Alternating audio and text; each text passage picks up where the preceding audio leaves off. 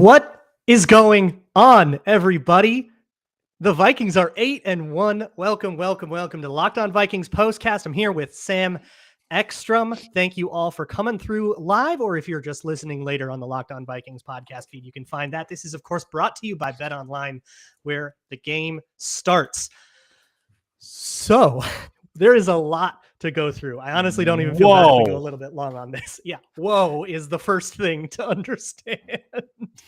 So of all the major moments in this game, Vikings win 33-30 in overtime in Buffalo, 17-point comeback, crazy things. Like the Bills were almost kneeling the ball just about after a 4th and goal that came up. They come out in overtime. Kirk Cousins makes like 10 throws of his career. What stands out the most? What's the moment that defines this one for you? It's the Jefferson catch, I think. I think it on 4th and 18 supersedes even the Allen fumble in the end zone, which is by far the biggest swing in like expected points and just the result of the game. But the Jefferson catch will define this game. It'll be shown for the rest of Jefferson's career.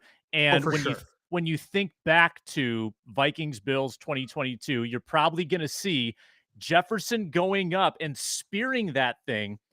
I don't know if I've seen a better catch. I mean, OBJ is kind of the gold standard for that type of play, but even the OBJ catch, which was probably 8 years ago now, was not contested in the same way. It was the same catch, but with a guy on him. Right. It went 4th and 18 against 4th and 18. A Super Bowl favorite on the road in a game that you came from behind by 17.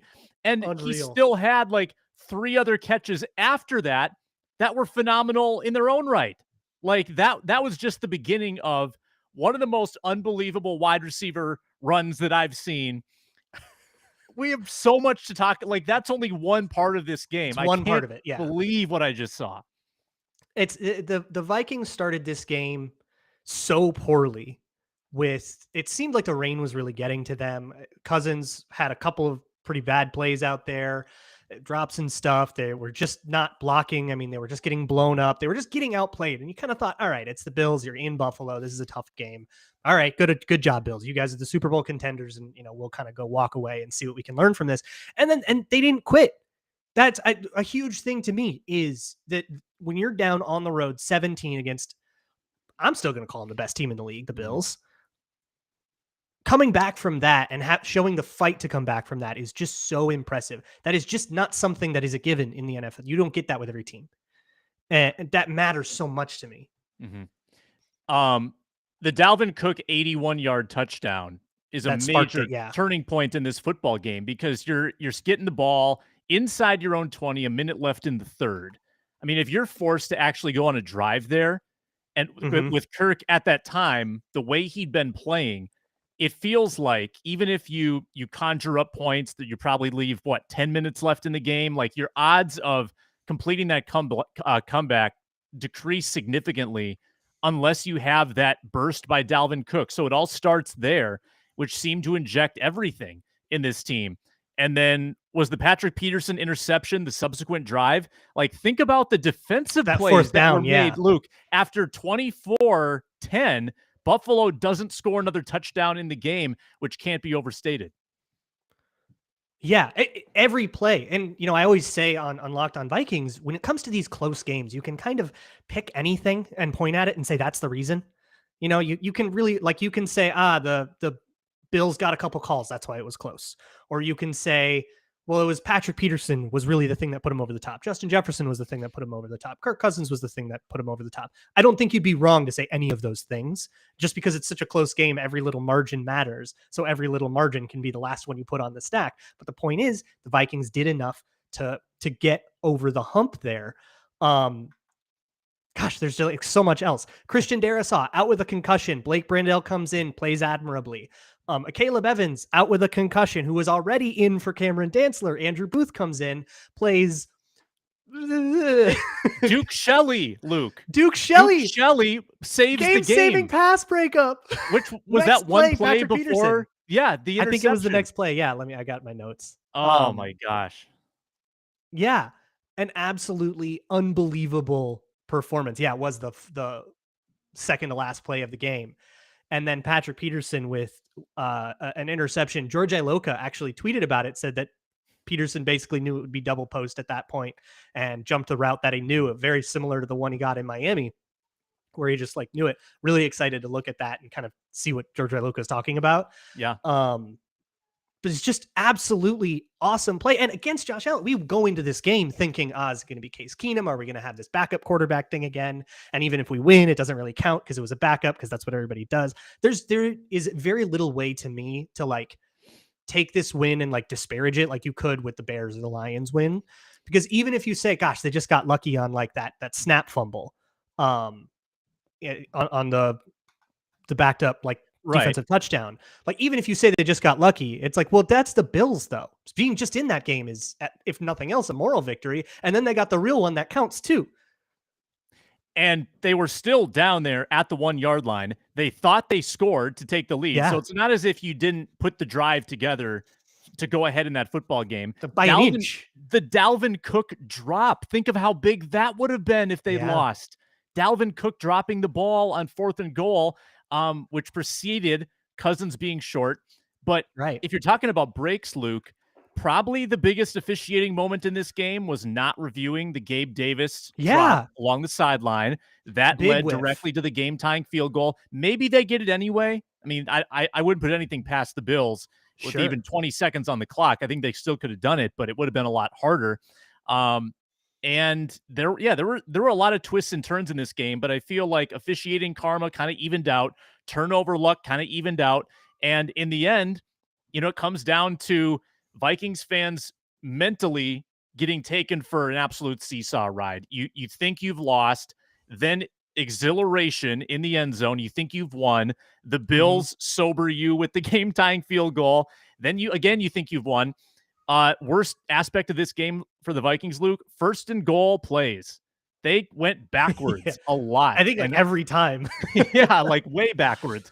And then to come up with the interception when you were basically settling or hoping for a tie, if you're a Vikings fan, just mythic stuff.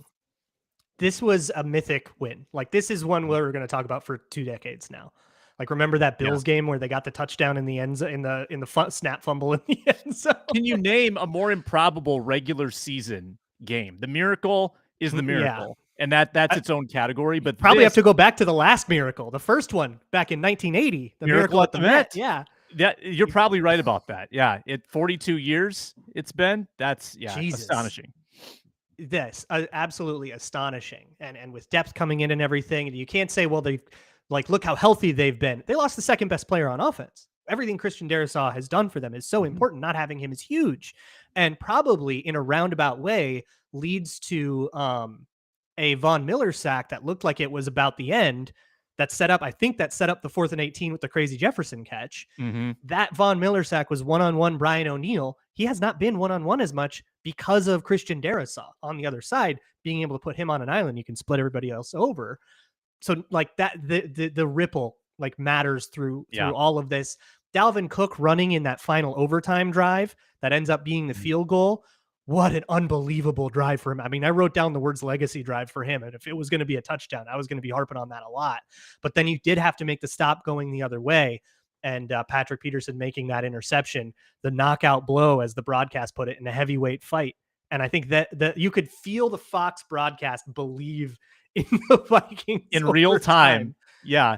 You could feel them buy in and go, wait, maybe these guys are for real. And it's just hard to win by a lot in the NFL.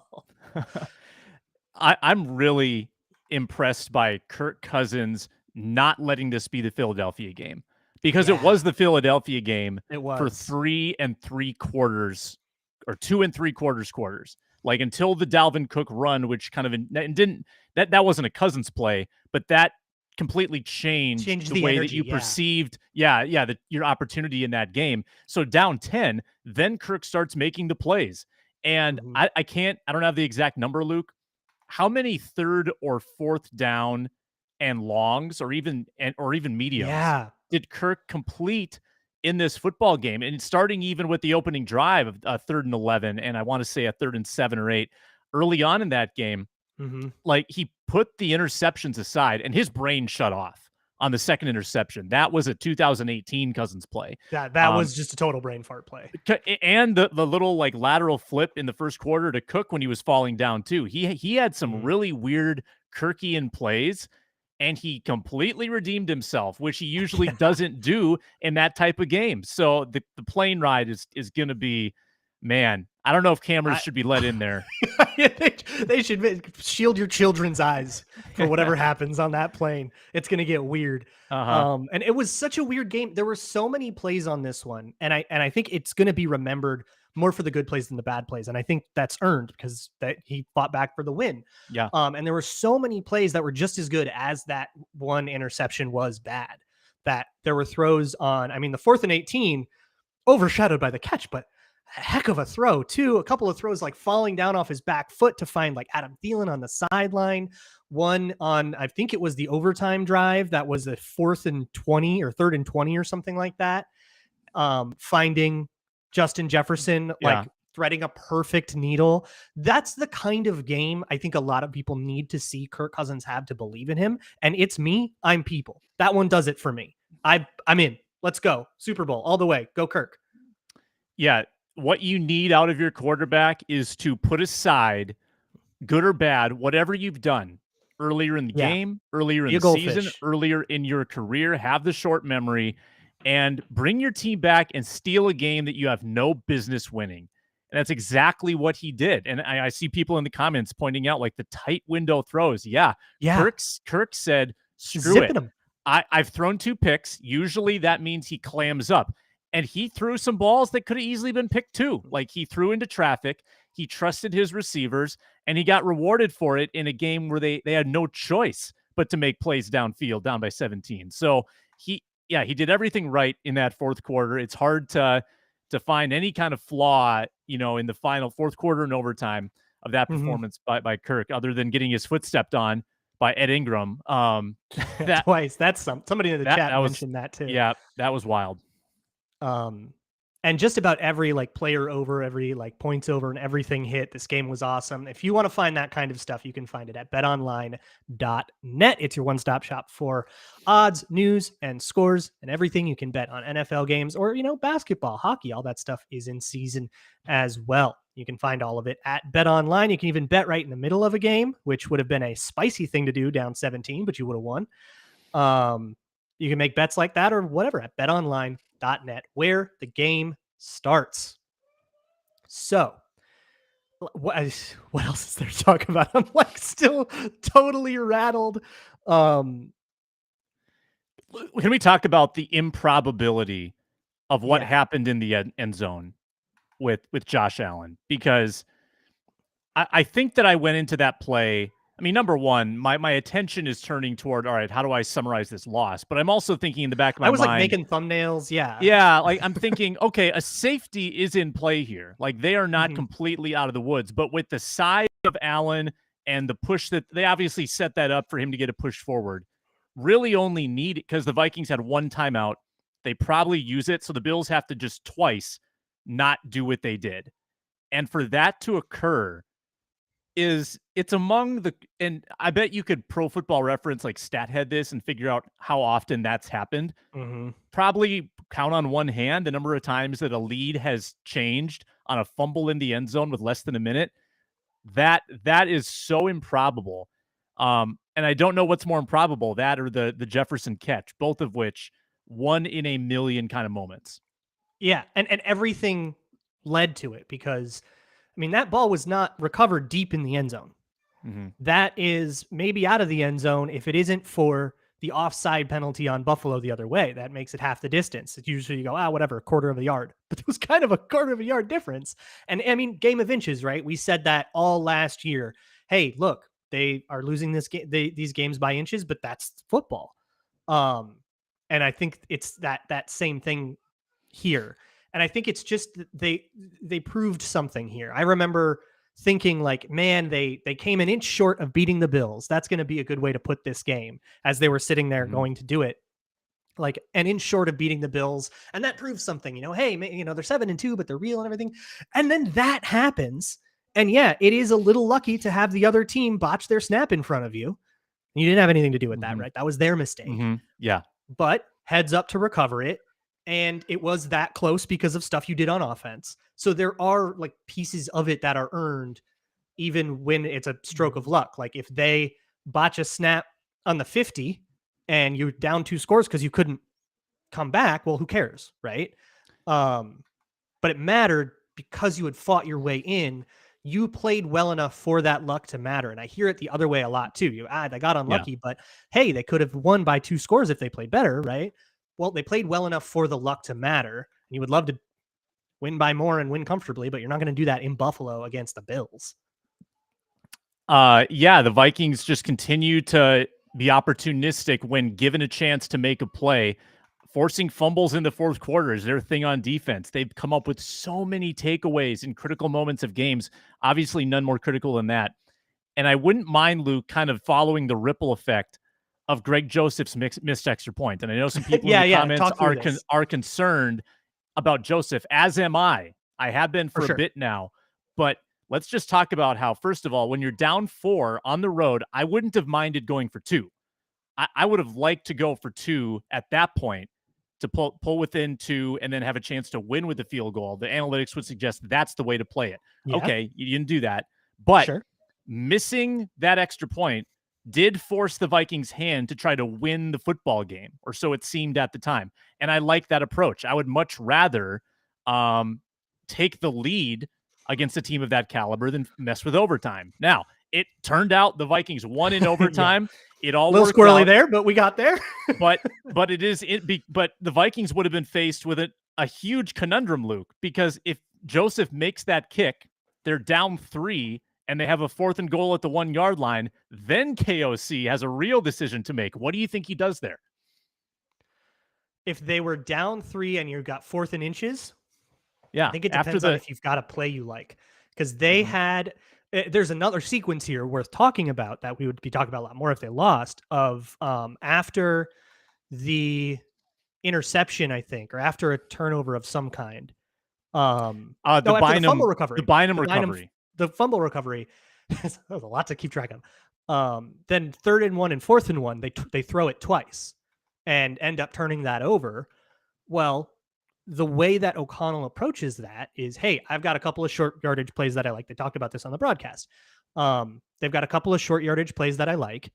I'm going to call them both. And I'm going to say one of these will convert, right? And neither of them did. And so be it. But he passed twice. A lot of people wanted him to run twice. Maybe they just didn't have any short yardage runs that they liked, because they, in the goal line situations, they ran some vanilla duo stuff, but they didn't really have that, that jet sweep that for a walk-in touchdown like they did against the Saints, or, those wide open things. Like O'Connell has had some play calls at the goal line that have been absolutely aces.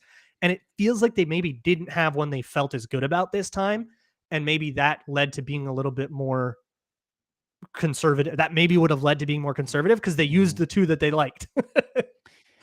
Yeah, that's interesting. Well, they also, use the CJ Ham card, and they pulled that out earlier in the game.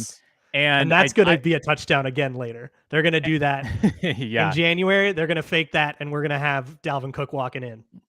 And I'd like to maybe see the Dalvin Cook drop play again, but that was also probably their best play in that moment. And then it got nullified because of the drop and then the penalty. So they had another play, and they said, well, sneak. We've used them all.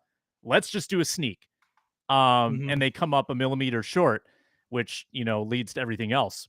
But O'Connell, given by far the most situational, instances in this game that we can kind of pick apart, for better or for worse. And I too was one of the skeptics. They probably should have run on one of those plays, especially when the 3rd and 1 was a shot to Jefferson. That wasn't exactly a high percentage throw. Anyway, man, way back in the first half, that feels like a lifetime ago. I've aged. Yeah. All this hair, it's white now. It's gray. Oh, yeah. It's I guess we should talk about, somebody brought up in the chat, we should probably talk about that. There were some really bad official calls. We already talked a little bit about the Gabe Davis not reviewing it. There was a pass interference debacle where there was an offensive pass interference I thought was a good call on TJ Hawkinson. And then they kind of missed a little bit of holding, and Hawkinson was fighting about that. There was a couple of other pretty bad, like missed calls. And for me, I view that as luck. There's not a conspiracy, right? It's just reffing is insanely hard. To see that stuff live is very, very difficult. They are just going to screw up. It's just a reality, and you kind of have to make your peace with it. They shouldn't screw up. They do. It's hard. It's how it works. But whether or not you favor from those outcomes is a facet of luck, and the Vikings got the wrong end of that luck. So I even said to somebody, I was like, man, you can't beat the Bills and the refs. And then they did. Yeah, I would argue that the Vikings were on the wrong side of a couple missed calls in the end zone on their receivers. But I would also say that the Duke Shelley pass breakup, some refs would call that. Oh, little contact there? I didn't see it. No, there was hand fighting. Right. There was definite contact, and I think it would have been ticky-tack, but I think that could have been called. And if it is, they'd probably lose. So I think that it, in some ways, worked out in both teams' favor. Vikings probably felt a little short-shrifted, and I'm sure that those missed calls stand out a lot to us because we're looking at this through a little more of a Vikings lens. People pointing out the Christian Darrisaw holding call too. Which that was one of the worst calls I've ever seen. A big third down. Yeah, he just kind of brought Milano down to all fours, and then it's like, well, what do I do now? You know, it's not like Darrisaw can do anything else except just like let him fall. That was a bad one, but I still think that this was decided by the players. I don't think the officials decided this game. Yeah, you could maybe make that argument if they had lost, but I think I'm with you that like it's a lame one to make. That it's like focus on what the players did, and that kind of luck will even out over the course of the season. We're kind of seeing it. They were the beneficiaries of a lot of calls earlier in the season. But I guess here's the question, and we'll wrap it up with this. Earlier in the season, my biggest argument was, hey, they're not playing that well right now. They're kind of winning in spite of that. They're getting a little lucky. That Lions game was a little lucky. That Saints game was a little lucky. They're kind of, they feel like frauds, but they're winning. But my point was, but they are also getting better as they get more used to the scheme, as they sort of gel a little bit. My point was, hey, they're winning now before they're good. And if they can become good, we got a stew cooking here. So my question to you is, have we gotten there? Have they gotten to a point where we can sort of forget the fake wins of week 4 and 5 and just focus on, look, they just went on a road trip, won 2 really feisty games, one of which against the best team in the league. Mm-hmm. Can we believe in the Vikings now, or are we still going, I don't know if they're good or not, because there's a little bit of weird luck stuff? Well, the previous 2 weeks, I felt like, and I think you agree with me on this, the defense showed its improvement. Now, today, the defense was taxed beyond what they will be taxed maybe the rest of the year. And their second half was actually pretty impressive. So held up what you could expect. Yeah. So I guess I'm not going to overreact either way on the defense, but I felt like today's offense showed a little more ceiling. They had the run and pass kind of going equally, and obviously the Kirk turnovers set you back, but moving the football just in general, I mean, what did the yards per play end up? Let me just tap dance. 6.1. 6.1. Okay, 6.1 does actually seem a little lower than I thought. But 7 of 17 on third down, red zone, 1 of 4, not great. So you didn't finish drives, you didn't convert as many as you would like, but I think that there was an element to this offense, and maybe it was just the explosiveness of it. We've been kind of harping on when are the explosive plays going to show up, and today they did, and Jefferson averaged 19 yards per reception. That's a big element that can, I think, unlock more as the season goes on. They're dealing with, Adam Thielen maybe not being 100% right now, and that could be holding him back, but run game was strong today, strengthened as the game went on. They scored 33 points. So that's the group that I think has the most room to grow. And today I think they took a step. They definitely took a step. It's a lot to convert. I think, a 4th and 18 and a 4th and 20 in this game? What was the 4th and 20? In overtime, right? That was third. That was third and 20. 3rd and 20. Oh, okay. I don't think they had a 4th down, but your point stands. Yeah. Very impressive. Yeah. Okay. Yeah. No. I was getting that mixed up, but yeah, still a 3rd and 20, a 4th and 18, converting a 3rd and 15, a 3rd and 11, converting those is an incredible feat. Now, the factors that got you into those situations are an issue. And the Vikings aren't stupid. They're going to go back and say, all right, this is what we can fix, and this is how we can keep improving, and we're going to try to keep getting better over the year.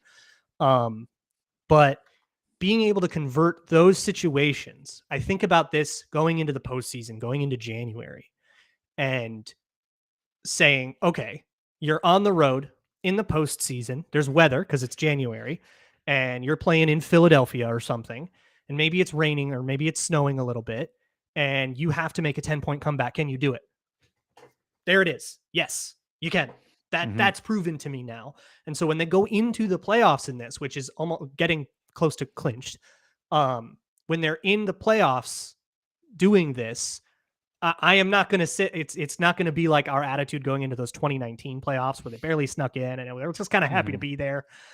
This is a team that can go into a postseason environment and win, because that was a postseason environment and they won. That's where I'm going to leave this off. So, yeah. What do you got, Sam? And well, I just wanted to say the clinch by Thanksgiving scenario is still in play because the Lions came back and beat the Bears. Packers are playing right now. So the Vikings could have clinched the division in like a week and a half.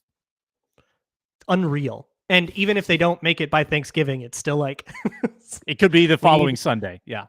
The magic number is now 3 to beat the Bears. So if 2 more wins and 1 Bears loss or some combination of that, and the Bears cannot overtake us, and it's 4 for the Packers with their current game pending. So, if you want to listen to more about this, you can always find the Locked On Vikings podcast Monday through Friday, available wherever you find your favorite shows. And you can find the Minnesota Football Party with me and Sam and Luke Inman and Arif Hassan Mondays and Thursdays on the Locked On Minnesota Sports channel. You can also find Sam on the Ron Johnson Show and all over the Locked On Minnesota Sports podcast feed and YouTube channel. I will see all 200 of you. My goodness. Next time. We'll talk to you next time after that Cowboys game. Talk to you then.